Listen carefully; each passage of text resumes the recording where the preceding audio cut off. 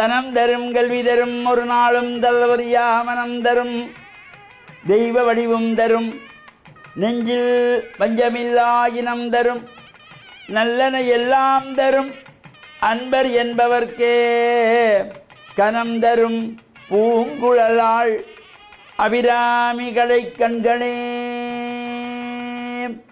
ஓம் நமச்சிவாய. மேன்மைகள் சைவ நீதி விளங்குக உலகமெல்லாம். நோயற்ற வாழ்வே குறைவற்ற செல்வம்.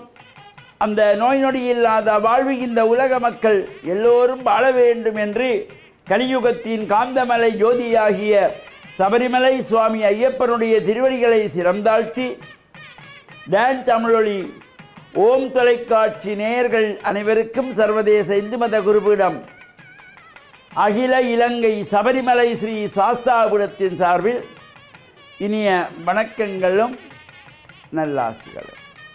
இன்றும் மங்களகரமான குரோதி வருஷம் வைகாசி மாதம் 27ஆம் நாள் 9/6/2024 ஞாயிற்றுக்கிழமை. இன்று மலர்ந்திருக்கின்ற இன்றைய பொழுதும் நம் எல்லோருடைய வாழ்விலும் எல்லா விதமான சிறப்புகளும் வெற்றிகளும் கிடைக்க இறையருளும் குருவருளும் பூரணமாக நிறைய வேண்டும் என்று பிரார்த்தித்து இன்று பானுவாரம் என்கின்ற ஞாயிற்றுக்கிழமை சூரிய பகவானுடைய வழிபாட்டுக்கு ஒரு சிறப்பான நாள். இந்த விடுமுறை நாளிலாவது நாம் இந்த அதிகாலையிலே எழுந்து சூரியன் உதிக்கின்ற பொழுது அந்த சூரியனை நமஸ்காரம் செய்யணும். பிரத்யக்ஷ தெய்வமாகிய சூரியனை காலை வேளையிலே உதிக்கின்ற பொழுது நமஸ்காரம் செய்தால் எல்லா நன்மைகளும் நமக்கு ஏற்படும். உடறீதியாக ஏற்படுகின்ற நோய்கள் எல்லாம் விளக்கக்கூடிய சக்தி கூட இந்த காலையிலே சூரியன் உதிக்கின்ற பொழுது சூரியனத்தில் வருகின்ற கதிர்களுக்கு அந்த சக்தி உண்டு என்பதையெல்லாம் நம் முன்னோர்கள் கண்டு அனுபவித்து இவ்வாறு சூரிய நமஸ்காரத்தை செய்து நமக்கு முட்டி சென்றார்கள். எனவே இந்த காலை வேளையிலே சூரியன் உதிக்கிற பொழுது சூரியனை சுற்றி ஒரு சிகப்பு நிறத்திலே கதிர்கள் தோன்றும்.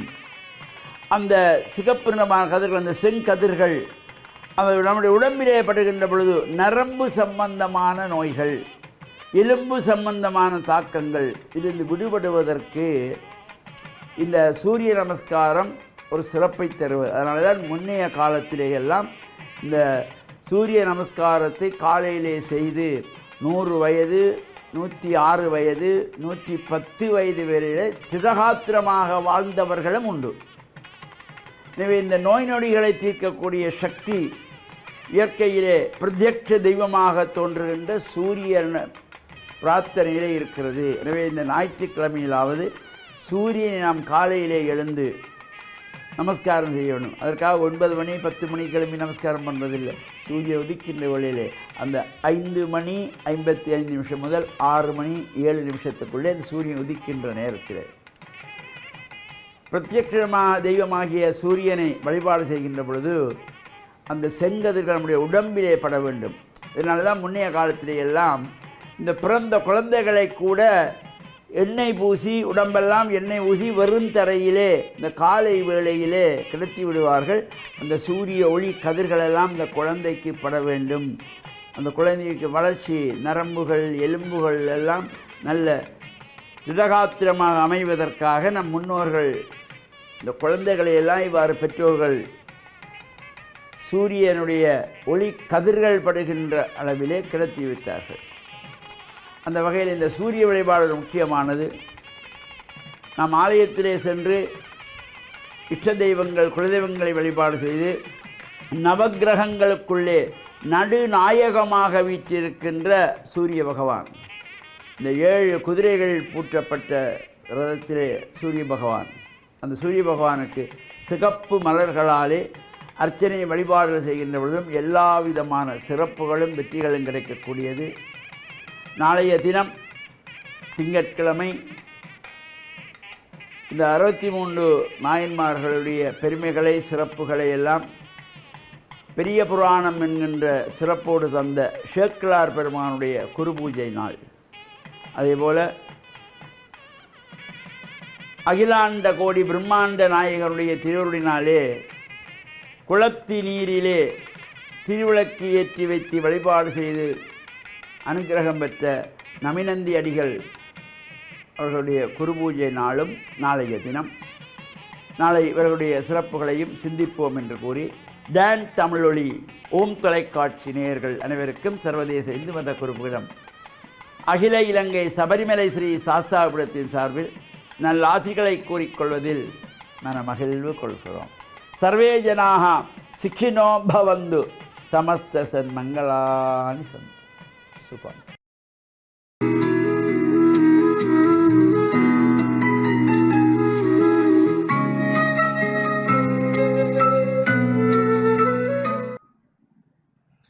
இறை இயேசுவில் என் அன்பு நெஞ்சங்களே, கிறிஸ்தவ நற்சிந்தனை வேளையில் உங்களை சந்திப்பதிலே எனக்கு மிக்க மகிழ்ச்சி. ஆண்டவர் இயேசுவின் அன்பும் அருளும் உங்கள் அனைவரோடும் இருப்பதாக. கிறிஸ்துவனுடைய பணிகளில் ஒரு மிகவும் முக்கியமான பணியாக பேய் ஓட்டுதல் இருந்தது. பலரும் தங்களுடைய துன்ப வேளைகளிலே அல்லது தீராத நோய்களிலே அல்லது புரிந்து கொள்ள முடியாத சந்தர்ப்பங்களிலே அவர்கள் தோல்விக்கு மேல் தோல்வியை காணுகின்ற பொழுது, இது பேயினுடைய சூழ்ச்சி, இது பேயினுடைய செயல் என்று சொல்லி அவர்கள் மனம் நொந்து கொள்ளுகின்றார்கள், பயப்படுகின்றார்கள். அதனாலே ஒரு இடத்திலிருந்து இன்னுமொரு இடத்திற்கு அவர்கள் சென்று அங்காவது தங்களுடைய இந்த தீமையிலே இருந்து விடுதலை பெறுவதற்கு ஆசீர் பெற முடியும் என்று ஒரு கோவிலிலிருந்து இன்னும் ஒரு கோவிலுக்கு, ஒரு குருவானவரிடமிருந்து இன்னும் ஒரு குருவானவரிடம், ஒரு சபையிலே இருந்து இன்னும் ஒரு சபைக்கென்று சொல்லி இடங்களை மாற்றிக்கொண்டு அங்கலாய்த்து கொண்டு வாழ்வது நாங்கள் பார்க்கின்றோம். கிறிஸ்துவனுடைய இந்த பேய்களை ஓட்டுகின்ற பணி என்பது உண்மையானது. கடவுள் இருக்கின்றார் என்றால் கடவுளுக்கு எதிரான ஒரு சக்தியும் இந்த உலகத்திலே செயல்பட்டு கொண்டிருப்பதை நாங்கள் பார்க்கின்றோம். கடவுளுடைய அன்பும் அருளும் அதனால் உந்தப்பட்டு செய்கின்ற நல்ல மனிதர்கள் மத்தியிலே அல்லது ஒரு மனிதனுக்குள்ளேயே பாதி இந்த தீமையை விரும்புகிறதாகவும் தீமைக்கு தீனி போடுகின்றதாகவும் தீமையினுடைய ஆட்சியின் கீழே அகப்பட்டவர்களாகவும் செயல்பட்டு கொண்டிருக்கின்றோம். இயேசுவினுடைய பிரசன்னம், அவருடைய போதனை, அவருடைய பணி இந்த தீமையிலே இருந்து, அசுத்த ஆவிகளுடைய வல்லமைகளிலே இருந்து மனிதர்களை காப்பாற்றினார். அவர்களுடைய மாண்பை காப்பாற்றினார். அவர்களுடைய உடல் உள நலத்தை அவர் காப்பாற்றினார். பெரும்பான்மையானவர்கள் இந்த சமூகங்களிலே உள ரீதியாக அவர்கள் நொந்து கொள்ளுகின்ற பொழுது உடல் வருத்தம் உளத்தையும் பாதிக்கலாம், உள வருத்தம் உடலையும் பாதிக்கலாம். அதனால இந்த உள ரீதியாக பெற வேண்டிய சிகிச்சைக்கு பதிலாக நாங்கள் இது பேய் என்று சொல்லி, பிசாசு என்று சொல்லி, சாத்தான் என்று சொல்லி நாங்கள் குறுக்கு வழிகளை நாடுகின்றோம். அல்லது நாங்கள் தக்க முறையிலே அதில் இருந்து குணம் பெறுவதற்கு, விடுதலை பெறுவதற்கு, ஆண்டவருடைய அருளை நாடுவதற்கு, அல்லது இந்த உள ரீதியாக குணமாக்கப்படக்கூடியவர்கள், குணப்படுத்தக்கூடியவர்களுடைய அல்லது ஆலோசனை வழங்கக்கூடியவர்கள், மருத்துவர்களுடைய உதவியை நாடுவதற்கு பதிலாக நாங்கள் எங்களை மென்மேலும் இந்த அசுத்த ஆவிகளினுடைய வல்லமைகளுக்குள் நாங்கள் எங்களை வழி நடத்தி கொண்டிருக்கின்றோம். அதனாலே அன்பர்களே, நாங்கள் இந்த நாளிலே சிந்திப்போம். இறைவன் வல்லமை உள்ளவர், இறைவன் நன்மைத்தனம் உள்ளவர், இறைவன் எங்கள் ஒவ்வொருவரிலும் அக்கறை கொண்டவர், இறைவன் எங்கள் ஒவ்வொருவரையும் பாதுகாக்க கூடியவர். இந்த இறைவனுடைய வல்லமை உள்ள செயல்களிலே, அவருடைய வல்லமையிலே நாங்கள் நம்பிக்கை வைப்போம். கிறிஸ்துவிடம் வந்தவர்கள் அசுத்த ஆவிகளினாலே அலைக்கழிக்கப்பட்டவர்கள், தங்களுடைய சொந்த முயற்சிகள் எல்லாம் தோல்வியுற்ற நிலையிலே கிறிஸ்துவிடம் வந்தார்கள், அல்லது இந்த கிறிஸ்துவிடம் இவர்களை கொண்டு வந்தார்கள். நாங்களும் எங்களை கடவுளிடம் கையளிப்போம். எங்களிடம் இருக்கின்ற இந்த அசுத்த ஆவிகளினுடைய இந்த செயல்களிலே இருந்து நாங்கள் விடுதலை பெற வேண்டும் என்று.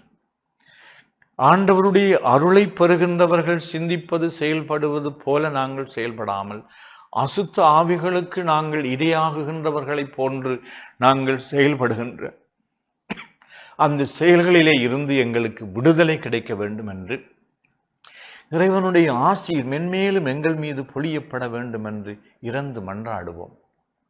இப்படியான தீமைகளினாலே அலைக்கழிக்கப்படுகின்ற, அங்கலாய்த்து கொண்டிருக்கின்ற, தங்களுடைய துன்பங்களை தாங்க முடியாமல் வருந்துகின்ற மக்களைக்காக நாங்கள் மன்றாடுவோம்.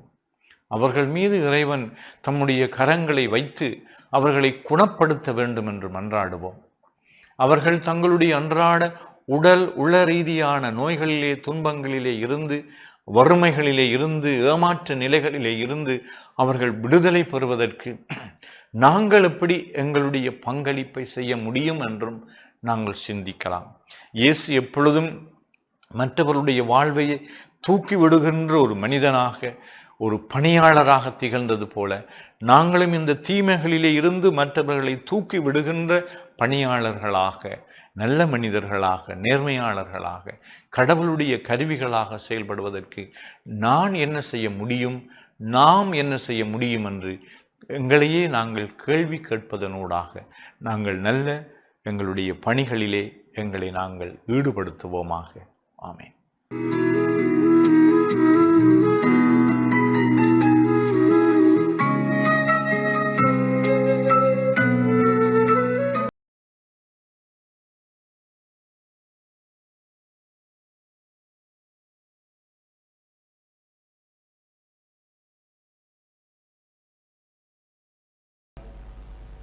الحمد لله نحمده ونستعينه ونستغفره ونؤمن به ونتوكل عليه ونعوذ بالله من شرور أنفسنا ومن سيئات أعمالنا من يهد الله فلا مضل له ومن يضلل فلا هادي له فأعوذ بالله من الشيطان الرجيم بسم الله الرحمن الرحيم الذي خلق الموت والحياة ليبلوكم أيكم أحسن عملا وهو العزيز الغفور صدق الله العلي العظيم.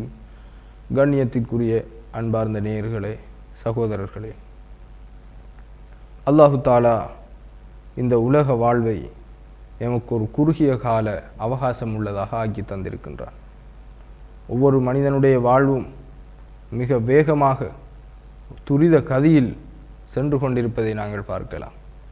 சிறுவர்களாக இருந்தவர்கள் வாலிபர்களாக மாறுகிறார்கள், வாலிபர்களாக இருந்தவர்கள் வயோதிபர்களாக மாறுகின்றார்கள். குறுகிய காலத்திற்குள் இந்த வாழ்க்கை முடிந்து ஒவ்வொரு 10 வருடமும் கடக்கின்றது. அந்த 10 வருடத்திற்கு பின்னால் திரும்பி பார்த்தால் 10 வருடம் மிக வேகமாக சென்றிருப்பதை எல்லோரும் அளவலாவுவதை, கதைப்பதை, உரையாடுவதை நாங்கள் கண்கூடாக கண்டு கொண்டிருக்கின்றோம். ஏன்? குறுகிய கால வாழ்க்கை தான் மனிதனுடைய அவகாசமாக இருந்து கொண்டிருக்கின்றது. இது அல்லாஹு தாலாவின் புறத்திலிருந்து வழங்கப்பட்டது. இதனைத்தான் அல்லாஹு தாலா அல் குர்ஆனிலே அல்லது ஹலகல் மௌத்த வல் ஹயாத், நாங்கள் இந்த இறப்பையும் ஹயாத் என்கின்ற இந்த வாழ்வையும் உங்களுக்கு வழங்கி இருப்பது எதற்காக? லியபுலுவக்கும் ஐயுக்கும் அஹ்சனு அமலா, யார் சிறந்த நல்ல காரியங்களை நிலைநாட்டுகின்றார் என்பதை பரீட்சித்து பார்ப்பதற்காக என்று அல்லாஹு தாலா குறிப்பிடுகின்றார். சிறந்த நற்காரியங்கள் என்று சொன்னால் என்ன? எவையெல்லாம் அல்லாஹ்வினால் ஏவப்பட்டுள்ளதோ, அல்லாஹ்வினால் அவனுடைய அல் குர்ஆனிலே ஏவல்களாக செய்யக்கூடிய விடயங்களாக கட்டளையிடப்பட்டுள்ளதோ, நபி ஸல்லல்லாஹு அலைஹி வஸல்லம் அவர்கள் முன்மாதிரியாக காட்டி தந்திருக்கின்றார்களோ, அவை அனைத்தும் நல்ல செயல்கள். கெடுதியான செயல்கள் என்று சொன்னால் என்ன? எவையெல்லாம் மோசமான பாவமான காரியங்கள் என்று அல்லாஹு தாலாவினால் தடையுத்தரவு பிறப்பிக்கப்பட்டிருக்கின்றதோ, கட்டளை விதிக்கப்பட்டிருக்கின்றதோ, நபி ஸல்லல்லாஹு அலைஹி வஸல்லம் அவர்கள் தடை செய்திருக்கின்றார்களோ, செய்யாமல் தவிர்ந்திருந்தார்களோ, அவை அனைத்தும் கெட்ட செயல்கள், தீய செயல்கள். எனவே அது எந்த வழியில் அது நோக்கப்பட்டதாக இருந்த போதிலும் அது நல்ல செயல் என்று ஏவப்பட்டதுதான் நல்ல செயல். ஹலால் ஹராம், நல்லது கெட்டது, சுத்தமானது அசுத்தமானது, நாகரிகமானது நாகரிகமற்றது என்று பல வழிகளில் இஸ்லாம் நல்ல விடயங்களை காட்டி தந்திருக்கின்றது. அதிலே அடிப்படையானதுதான் மக்களுடன் நல்ல முறையில் நடந்து கொள்வது. ரசூலுல்லாஹி ஸல்லல்லாஹு அலைஹி வஸல்லம் அவர்கள் மக்காவிலிருந்து மதீனாவிற்கு ஹிஜ்ரத் எனும் அந்த இடம்பெயர்வு நகர் அல்லாஹ்வுக்காக வேண்டி ஊரை விட்டு சென்றதன் பின்னால் அவர்கள் செய்த உபதேசம் என்ன? அப்சு சலாம் அத்தீமுத்தாம் சல்லு அலன்னாசின்னையாம், மக்களுக்கு மத்தியில் சலாம் எனும் முகமனை பரப்புங்கள். அஸ்ஸலாமு அலைக்கும் வரஹ்மத்துல்லாஹி வபரகாத்துஹு, உங்கள் மீது சாந்தியும் சமாதானமும் உண்டாவதாக என்ற ஒரு மனிதனை பார்த்து முகம் மலர்வது, முகமன் கூறுவது, அது ஒரு அவனுக்கு செய்கின்ற பிரார்த்தனையாகவும் நலவான செயலாகவும் இருக்கும். அத்தீமுத்தாம், மக்களுக்கு உணவளிப்பது, அவர்களை அல்லாஹுடன் தொடர்பாக்குவது, அவர்களுக்கு உணவளிப்பது அவர்களுக்கும் எங்களுக்கும் உடைய நல்லுறவை உண்டாக்குகின்றது. அதே போன்று சல்லு அலன்னாசின்னே ஆம், மக்கள் தூங்குகின்ற நேரத்தில் அவர்களுக்காக வேண்டி எழுந்து இறைவனிடத்தில் பாவ மன்னிப்பு தேடுவது இருக்கின்றதே, இதுவும் நல்ல செயலாக இருந்து கொண்டிருக்கின்றது. பாதையில் கிடக்கின்ற கல் முல்லை அகற்றி ஓரமாக போடுவது கூட தர்மம் என்று ரசூலுல்லாஹி ஸல்லல்லாஹு அலைஹி வஸல்லம் அவர்கள் சொன்னார்கள். பெற்ற தாயினுடைய அன்னையினுடைய முகத்தை பார்த்து மலர்ந்த முகத்துடன் அந்த அன்னையை தாயை நோக்குவது கூட தர்மம் என்று ரசூலுல்லாஹி ஸல்லல்லாஹு அலைஹி வஸல்லம் அவர்கள் சொன்னார். இவ்வாறு சில சிறிய நல்ல விடயங்களை எங்களுடைய வாழ்வில் அல்லாஹ்வுக்காக வேண்டி பின்பற்றுவதனூடாக அல்லாஹ் தாலா உலகில் எங்களுக்கு ஏவி இருக்கின்ற கட்டளைகளை நிலைநாட்டுவதற்குரிய பெரிய பாக்கியத்தை அல்லாஹ் தாலா அருள்வான். எனவே இந்த விடயங்களை எடுத்து நடப்பதற்கு அல்லாஹ் நம் அனைவருக்கும் அருள் புரிவானாக. அஸ்ஸலாமு அலைக்கும் வரஹ்மத்துல்லாஹி